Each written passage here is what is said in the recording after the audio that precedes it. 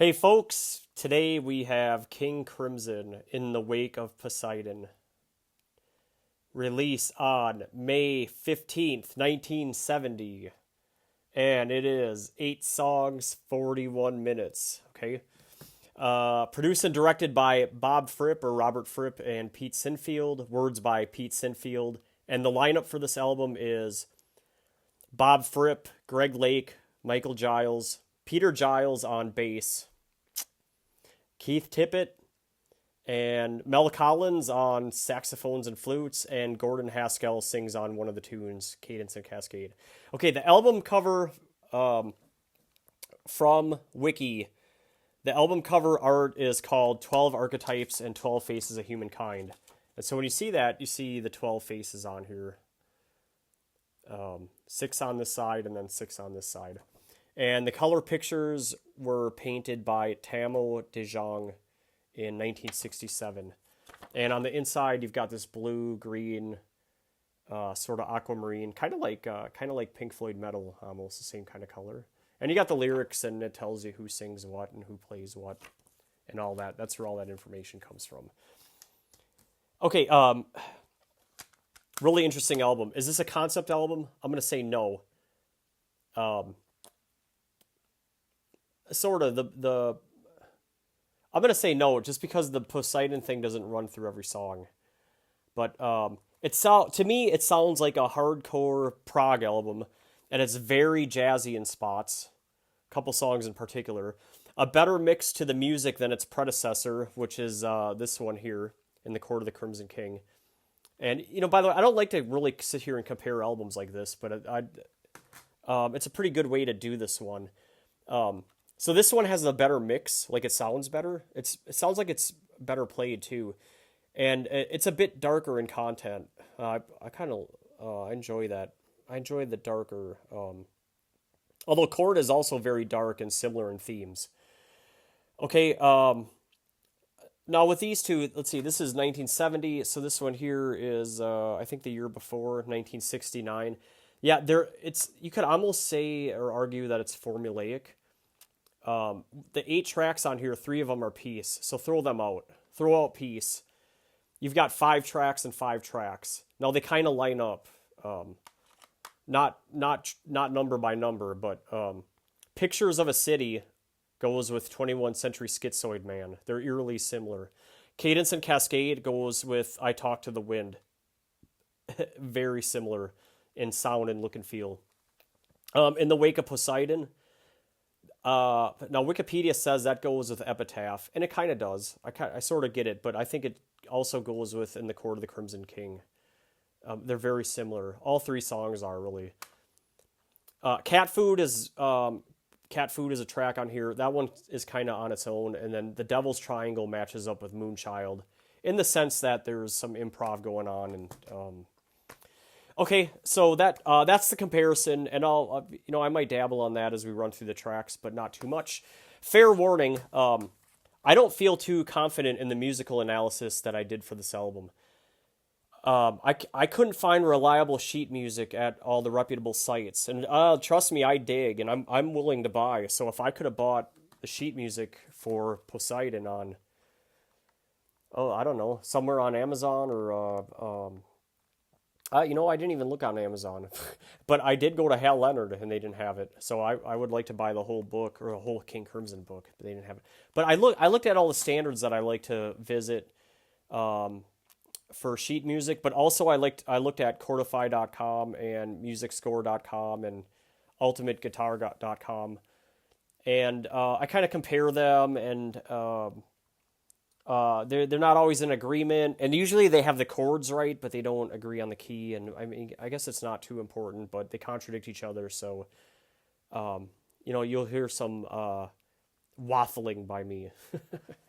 Okay, well, let's get into it.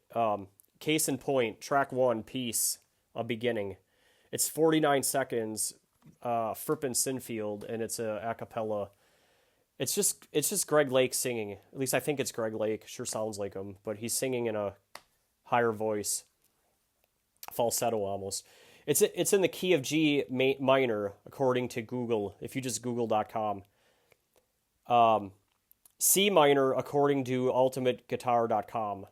So we have a conflict right off the bat. And by the way, it's a cappella. There isn't a guitar part or any music here. It's just Greg Lake singing.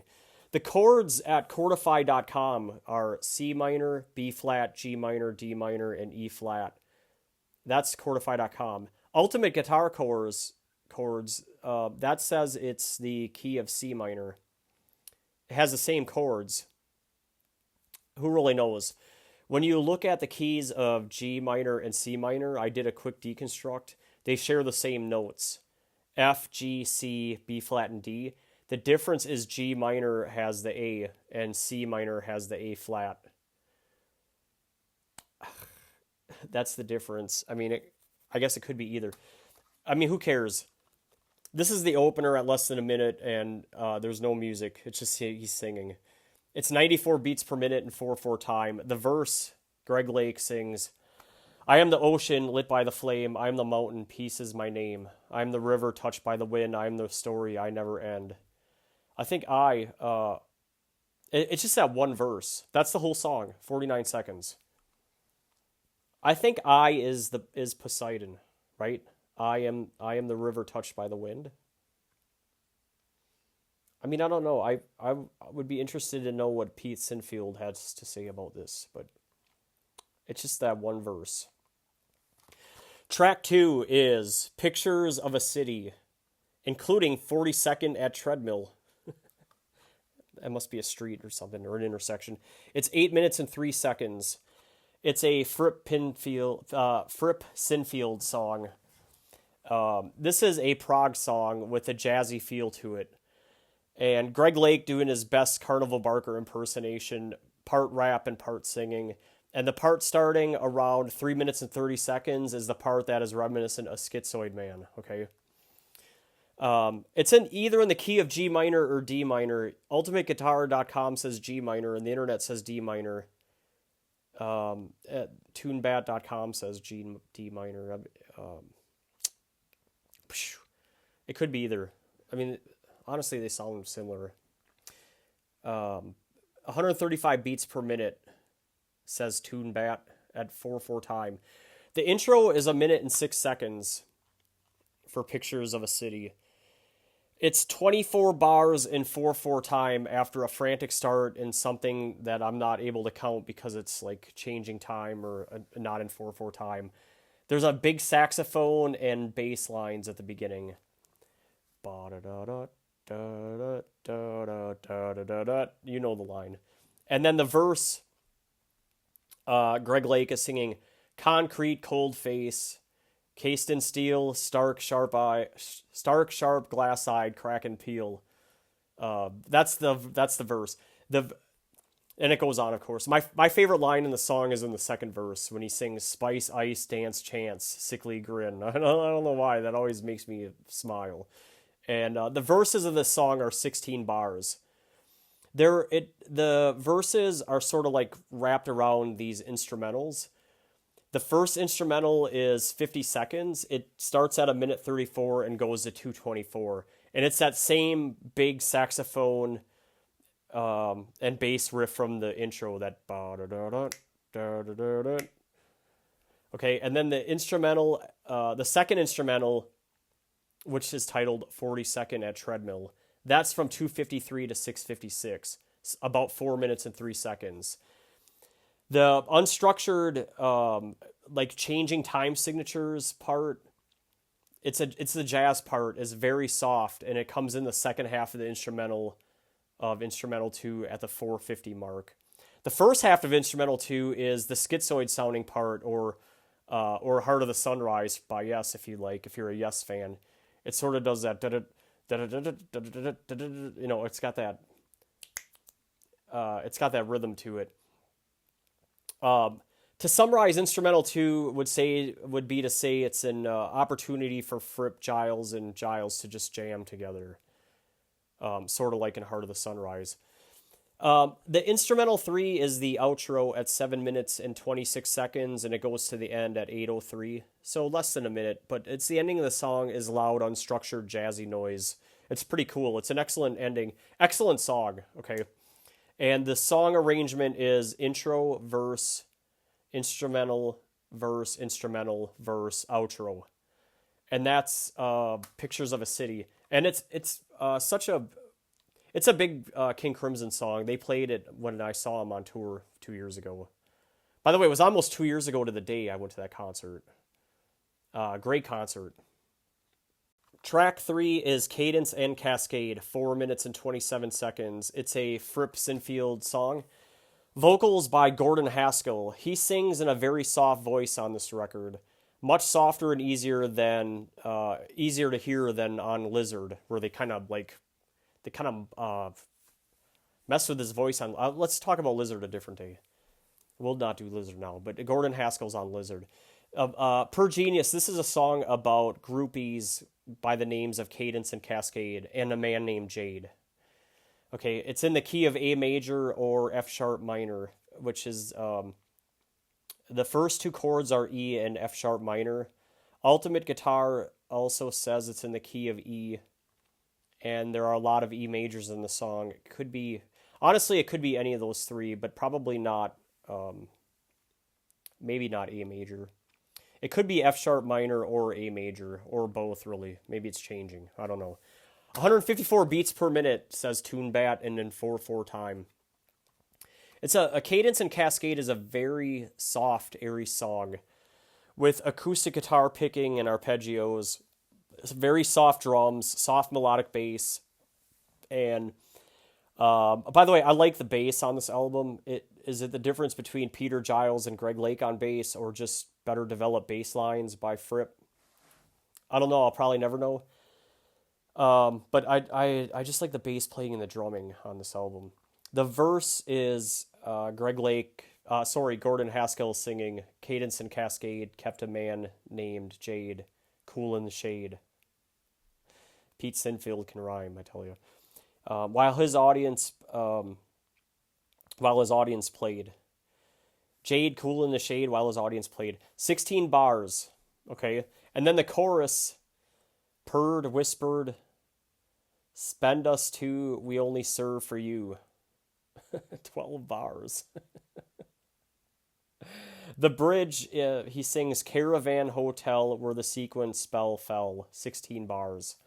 And then there's a flute solo in it that's it's like a soft and pleasant Mel Collins flute solo. Thanks, Mel, for 16 bars. And the outro also features the flute by Mel. And it's just really fitting in the very soft solos and performance by all these guys on this one. The song arrangement is a verse, chorus, bridge, the flute solo, and then the outro, which is also a flute solo. And that's Cadence and Cascade. Track 4 is In the Wake of Poseidon, including Libra's theme, 7 minutes and 56 seconds. This is the title track. From Genius, it says, themes of apocalypse, political corruption, and destruction.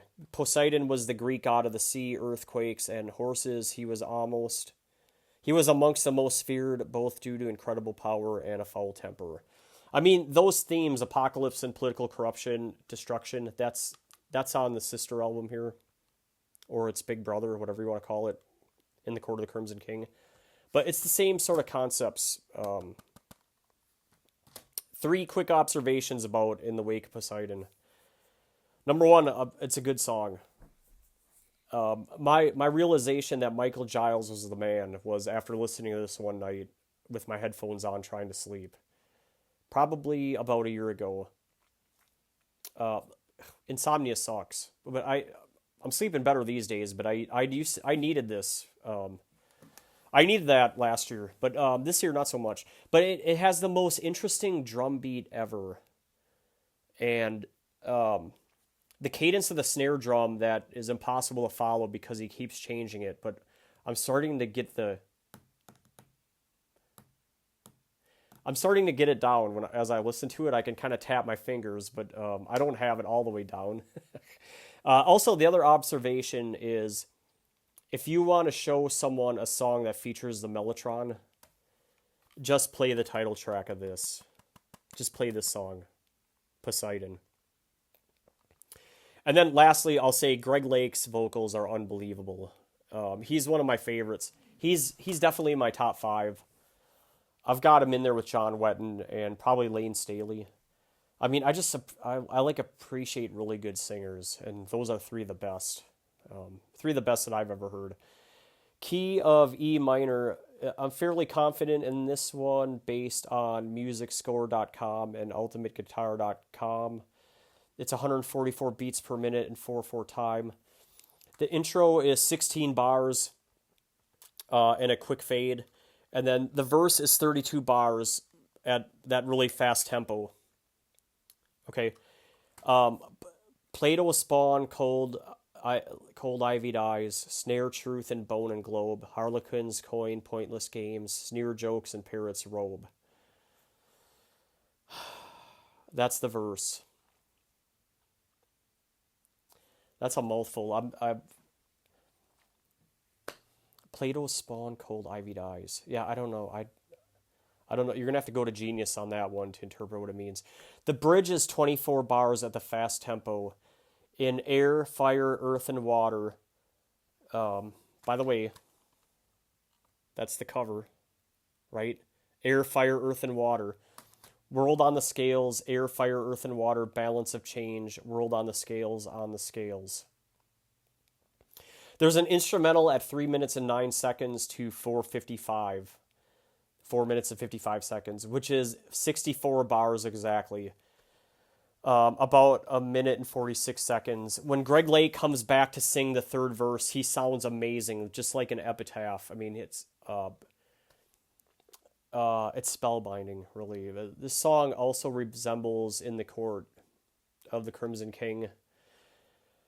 The arrangement's not the same, though. It's a verse, bridge, verse, the instrumental, with the awesome drumming in it. I mean, the instrumental's amazing.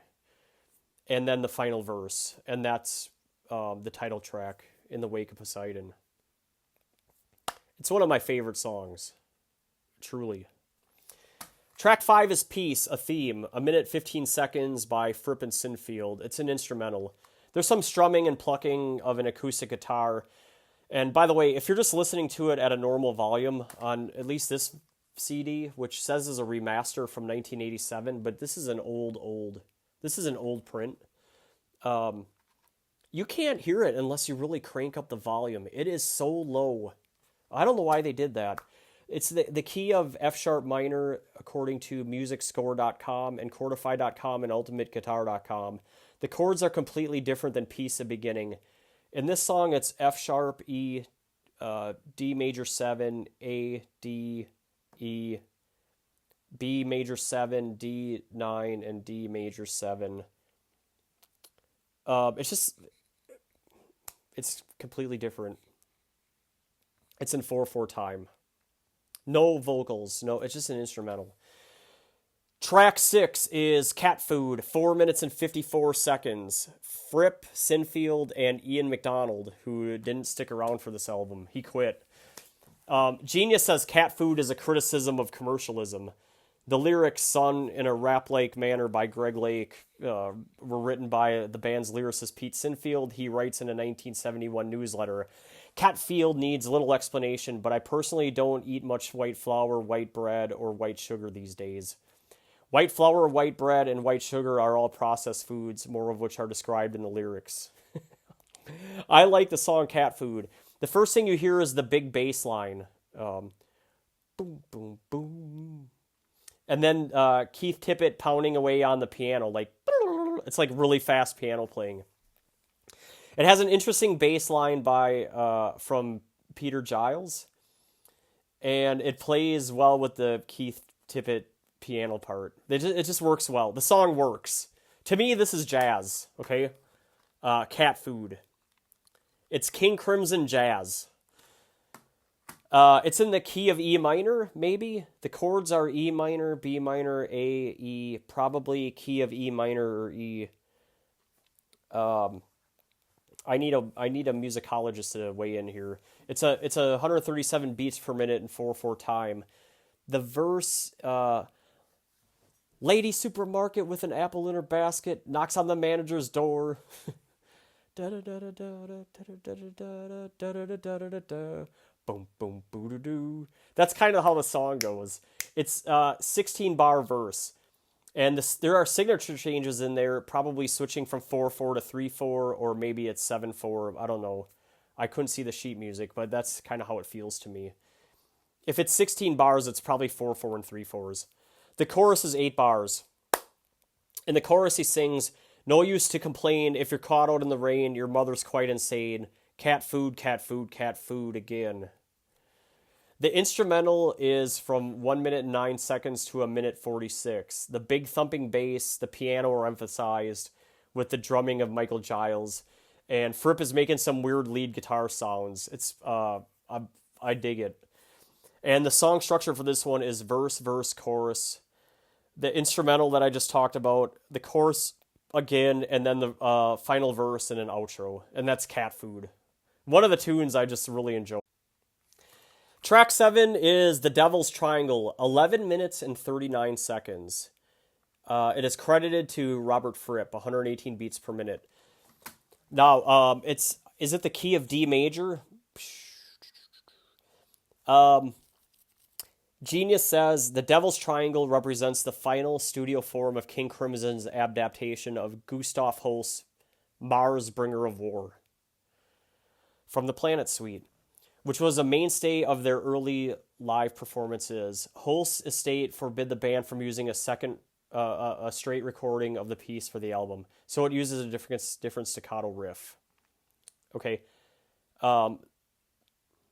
I listened to this, by the way. The chords to The Devil's Triangle, according to Chordify.com, are D, D minor 7, and D7. That's why I think it's the key of D or key of D minor. I don't know which one. It could be either. Gustav Holst's Mars, Bringer of War has 2 flats according to MusicScore.com. So that makes it either a key of B flat or G minor, which doesn't really match.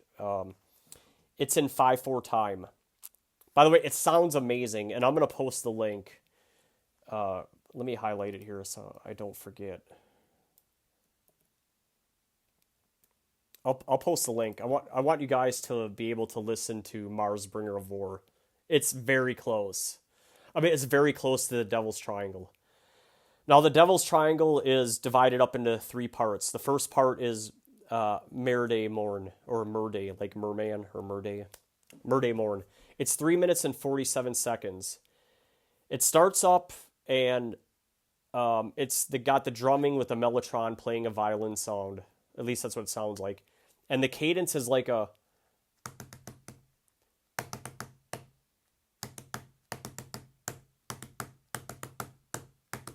One, two, three, four, 1, 1, 2, 3. 1, 2, 3, 4, 1, 1, 2, 3. Over and over. It just does that. And the big mellotron's playing. The music is so soft for the first 1 minute and 30 seconds of the song, you might miss it unless you're really paying attention. So it's kind of like piece of theme. It's so low in the mix that you can't, like, just crank it up, okay? I hope they fixed it for future remasters. The second part of the track of The Devil's Triangle is called Hand of Siren.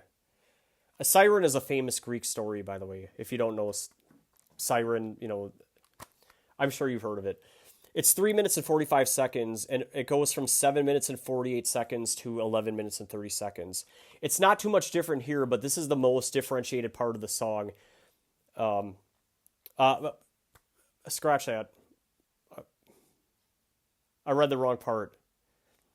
In Hand of the Siren, it starts with a loud cello-like horn, like a that's how you know that it's Hand of Siren, okay? Probably from the mellotron, and then right back to the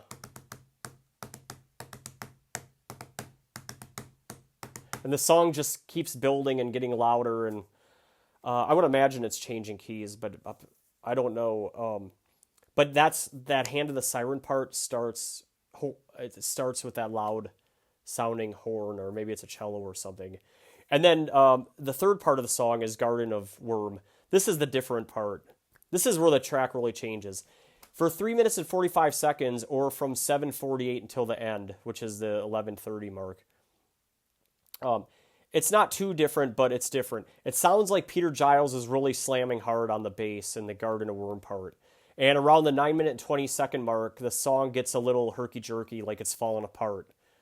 Time signature is probably changing, but it's that chaotic jazz thing that Bob Fripp really likes.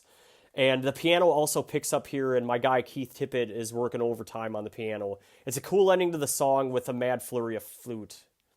And then the final track is track 8, Peace and End, 1 minute 53 seconds. Fripp and Sinfield are the writers, and honestly, the Peace trilogy isn't very interesting, but it represents the kind of peace that we all want, I guess. Or think about it the way Rush wrote about conflict and peace in their albums like 2112 or Farewell to Kings, Hemispheres. Peace between people, peace between the gods. Like in Hemispheres, there's Apollo and Dionysus, and they're fighting. And on this one, it's Poseidon. He's singing about Poseidon. He's singing, they're playing about the devil. We want peace and harmony, folks. I also Googled some other songs about peace, and there's a bunch of them. What's Going On by Marvin Gaye. That's a popular one. Zombie by the Cranberries, which I remember back in the 90s I didn't like the song, but it's Korean zombies music in the UFC. It says cage music. And it's kind of grown on me because of that. Give Peace a Chance by Plastic Ono Band, John Lennon. All You Need Is Love by the Beatles, which is a John Lennon song. Imagine, Plastic Ono Band, John Lennon. We Want Peace by Lenny Kravitz. Waiting on the World to Change, John Mayer. Peace by Taylor Swift. Anyway, there's a lot of songs about peace. This one is like, the Peace trilogy here it's very soft, and it's a bit emotional because of the way Greg Lake is singing in this high, almost falsetto-like voice. Here's the lyrics to the final one. Peace is a word of the sea and the wind. Peace is a bird who sings as you smile. Peace is the love of a foe and a friend. Peace is the love you bring to a child. Searching for me, you look everywhere except beside you. Searching for you, you look everywhere but not inside you. Peace is a stream from the heart of a man. Peace is a man whose breath is the dawn.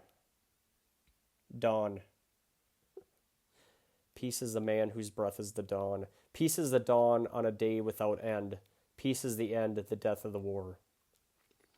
So the song is those three. It's those three verses. Peace is the end, like death of the war. That's quite a statement. That, my friends, is In the Wake of Poseidon. Let's get to the summary. This is my second favorite King Crimson album, behind Red and right in front of Lizard. If you want, you can go back and listen to the rankings video. It was one of my favorite videos to make, was the King Crimson rankings video. This album is one of the main reasons I can sit back and enjoy music. I can enjoy King Crimson, great jazz and prog, and I feel really good about just things in general. That's what this album does for me. Progarchives.com gives it a 3.84. That's fair. I think it's better than that. Allmusic.com gives it a 4.5 stars. I couldn't find the Rolling Stone. I was looking for it. I wonder what they gave it. I have a friend that has the book. I should call him and ask him.